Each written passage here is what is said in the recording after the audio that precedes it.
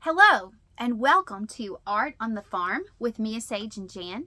Today we are going to be creating a bird using watercolor crayons. Now, watercolor crayons are a less known medium that allow you to have great control for color layering, and they also allow you to create different textures with watercolor. The watercolor itself is in a stick form, just like a crayon, and you draw with it, just like a crayon. Then you add water to your completed product to finish it off. Today, the set that I'm going to be using looks like this.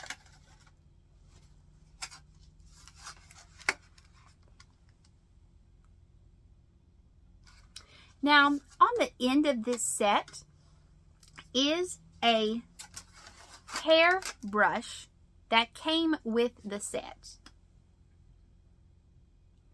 Oftentimes what I find with a hairbrush, I can't speak to this one, but oftentimes what I find, a hairbrush that comes with a set is usually a lower quality hair. The hairs will tend to bristle out on you as you try to work with it.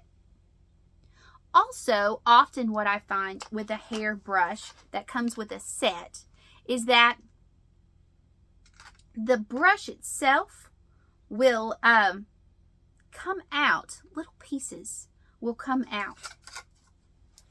So what I like to do personally is either buy some very high quality hair brushes, which can sometimes get expensive.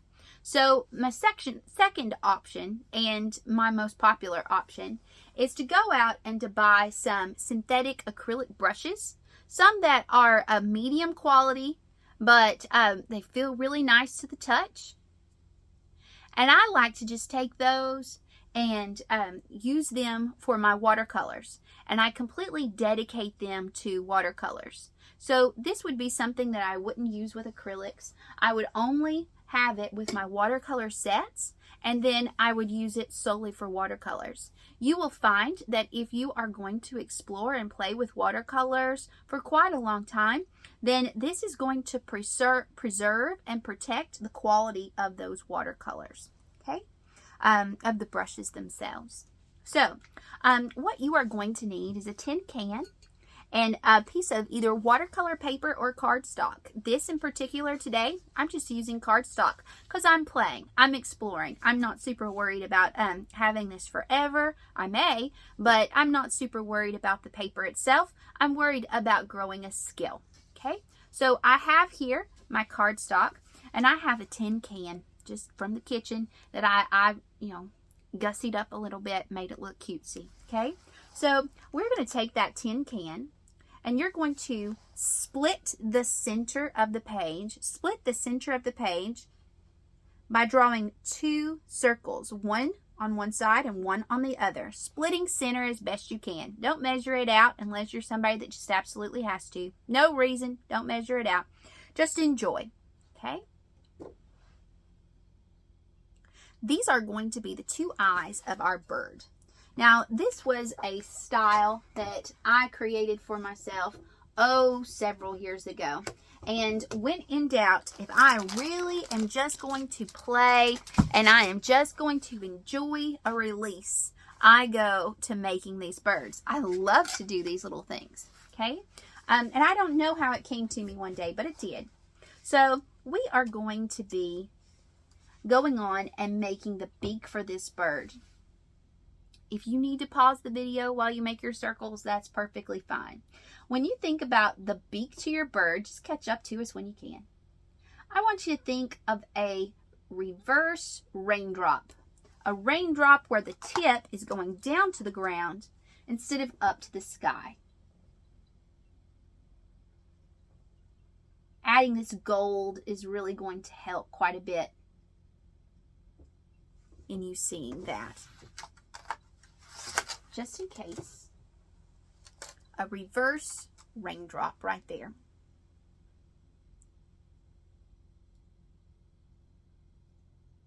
Now, if you want to put gold on the outside border like I did, that's fine. You're welcome to. Personally, I'm going to fill it in with yellow, and I'm just going to let that that gold or that muted brown be a little bit of an accent for me.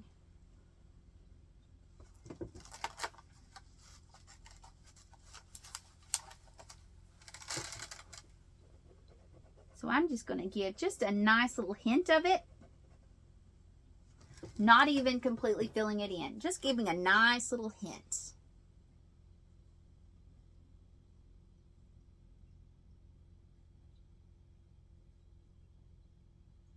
All right, now to one of my very favorite parts. Now we are going to do the feathers all around it. I want you to choose 3 colors that you like. 3 colors that look like they go together. You're really going to want to stay with mainly cool or mainly warm when you do this. These are the 3 colors that I'm just boldly, suddenly choosing. Don't overthink it. It's going to be all right. Okay? Now, I'm going to choose one color to be my base color. And I am going to choose this kind of pinky purple. It's called rose pink. I'm going to start right here in the center of the eyes, and I'm going to pull out. Do not overthink this. Out and up, out and up, out and up, out and up. Okay. It can overlap slightly with the eyes. You're not going to want it to overlap too much. Okay.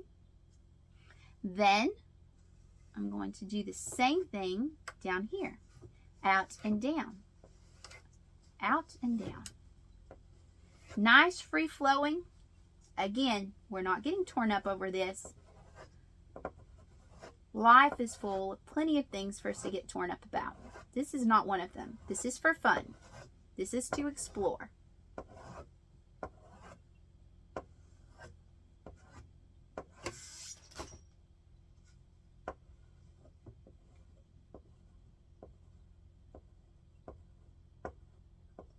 I'm filling in any holes there.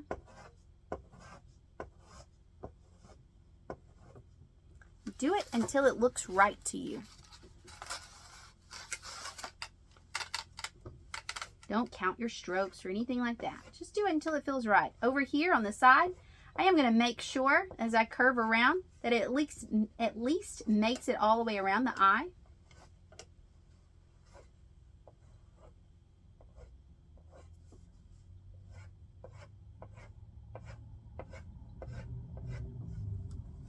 I'm going to do the same thing on the other side.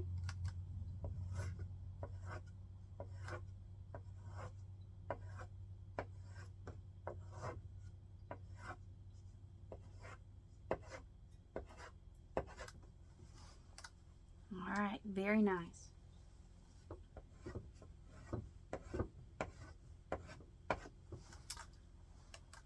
Take your time, there's no rush. If you need to pause, that's perfectly fine.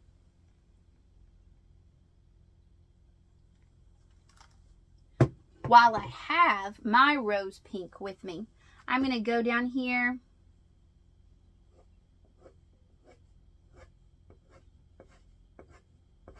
I'm going to make his neck. The way that I'm making his neck is going out and down with my strokes and going all the way off the page, out and down. And then I do what I do on one side, I do to the other side, out and down. Now he's got a cute little neck.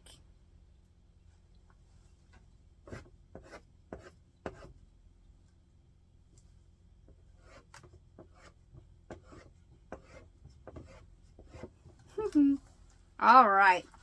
Now, let's add a couple of accent colors here. So around the, well, just in random areas, just a nice thin layer. This purple going on it is going to be a lot stronger. So try not to overpower your pink with your purple. Just go around. Purple is what I had chosen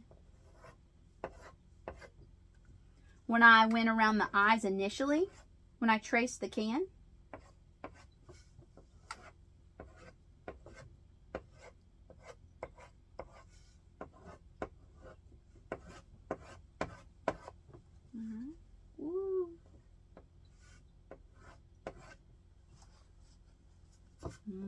Got a little excited, got a little free there. Anytime you make a mistake like that, try to make it look like it was on purpose. And I'm going to give just a very light accent down here. Very light accent. So I do not want that purple to overpower my pink. And then know when to stop. Know when to call it on that. I'm now going to take my dark blue, and I'm going to do my dark blue only around the inner part of the eyes.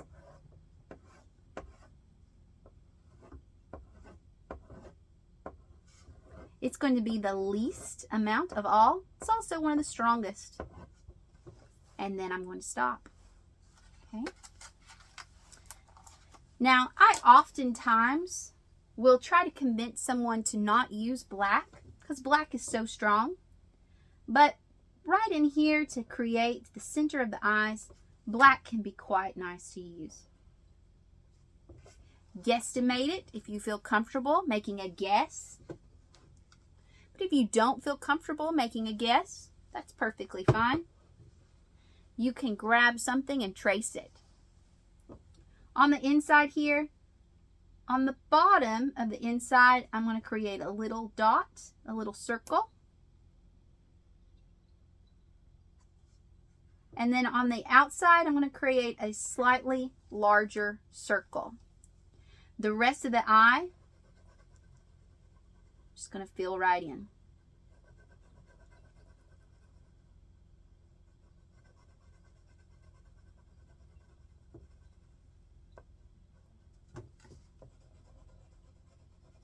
As I'm doing this, I'm thinking to myself, on the eye color, what might look really nice?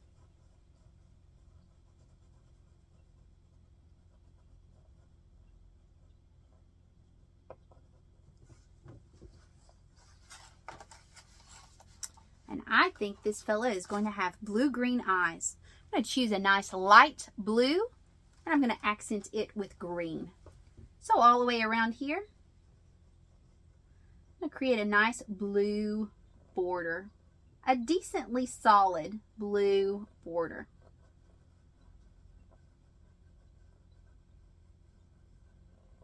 Not too wide, not too much. Just kind of gauge it and see what looks right to you.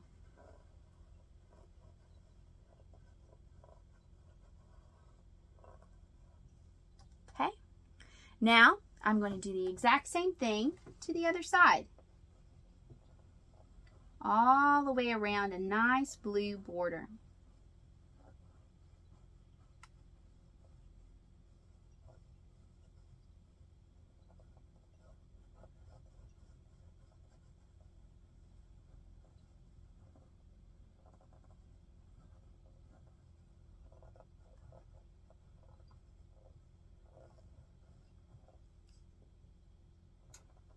Oh, what a cutie you are. We're going to have to think of a name for you.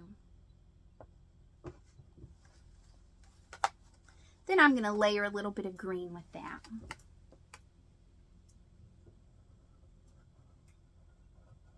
Blue green eyes. Look at you. Look at you with your blue green eyes. All right.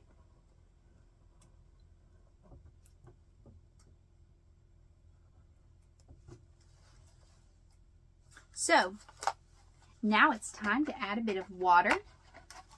I'm going to choose a brush that I feel like I have quite a bit of control with. I'm not going to use much water. I'm going to go in here and I'm going to do the entire inside of that iris. Now, going around those little spots can be quite tricky, so just be aware, know that it's going to be hard, and be ready for it.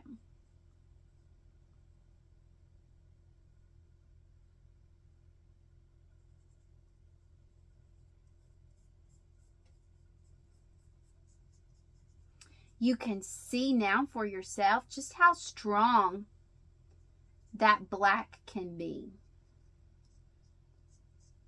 Look at how strong he can be.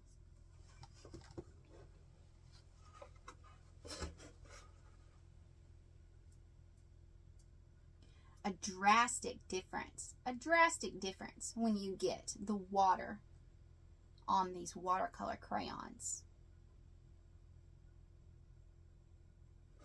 All right. Carrying on, we're going to do the other side if you haven't already.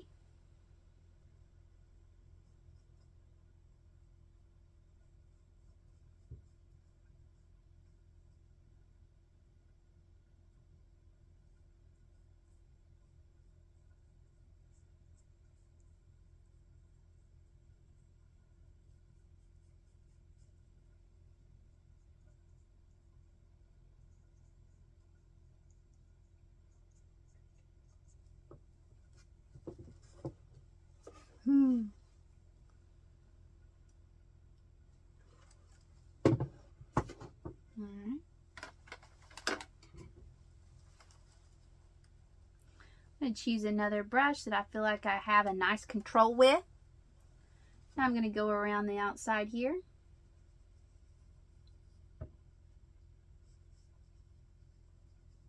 I am really just looking to kind of smooth.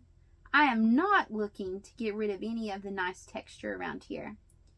And it seems already like this may be a little bit of a large brush for what I'm trying to accomplish. If you see that your color is going outside of your boundary, you may choose a different brush, or it may be, if you feel like your black is going towards your color, maybe that you just need to give it a minute to dry before doing that.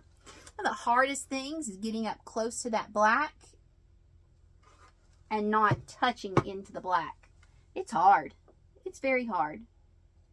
So that's okay.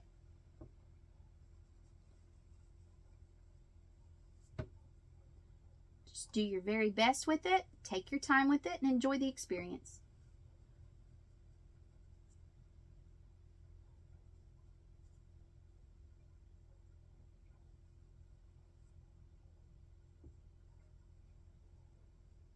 Gentle, gentle around that center of the eye.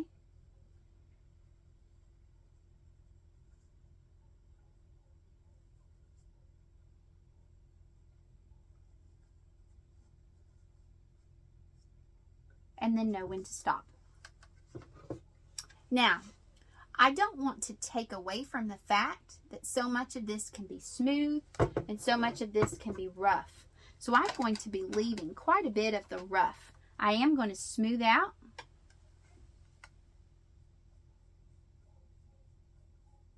Our beak and make that pop.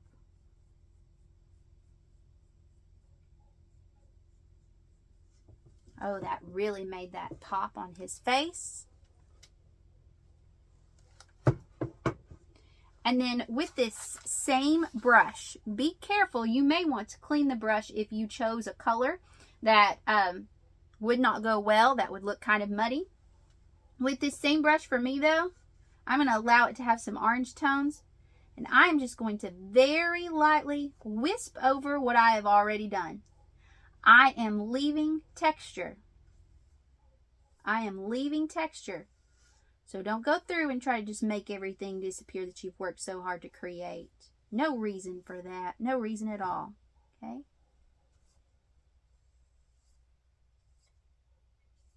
Notice I calculated about where I am going.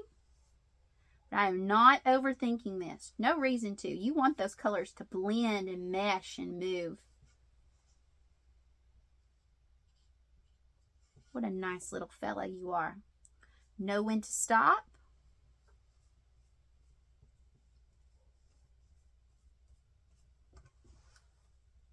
And give him a final look.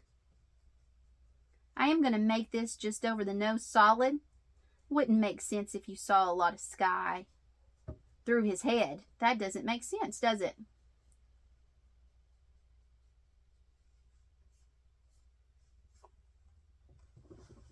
All right. One more sweep around the eyes, making sure I don't see sky in his head.